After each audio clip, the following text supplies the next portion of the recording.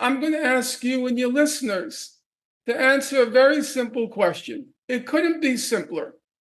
Let's take what I mentioned earlier, Operation Protective Edge, between December 26, 2008 and January 17, 2009. Let's just take that one example. The estimates are that during Operation Cast Lead, Israel killed about 1,400 Gazans, and of whom 350 were children. Okay? And it also destroyed 6,300 homes, and it laid waste all of Gaza. Okay? And I think I can prove to you and all of your listeners what I said earlier. This was a completely unprovoked attack by Israel. It broke the ceasefire. It launched the attack. Now, I'd like you and your listeners to keep in mind, we're talking about just one of Israel's operations, Operation Cast Lead. So now let's fast forward to October 7th. On October 7th, the estimates are about 1,200 Israelis were killed. And of those 1,200, approximately 30 were children. So in terms of numbers, obviously the total number is roughly in the same ballpark, 1,400 in cast lead, Gazans killed, 1,200 Israelis killed on October 7th. Children, it's a very big order of magnitude difference, 350 children in Gaza, about 30 children in Israel. Now, here is the very simple question. I do not think it could be any simpler. If Hamas's terrorist action on October 7th disqualifies it from negotiating a settlement, it's a terrorist organization.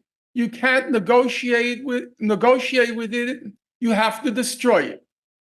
Then why doesn't Israel's terrorist action just in one operation, Operation Cast Lead, why doesn't Israel's terrorist action disqualify it from negotiating a settlement? If Hamas has to be destroyed, then it seems to me the state of Israel has to be destroyed. Now, I am not advocating that.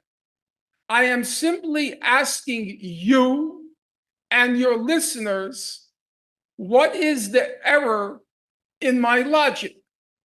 In Operation Protective Edge in 2014, from which those testimonies you read occurred, 2,200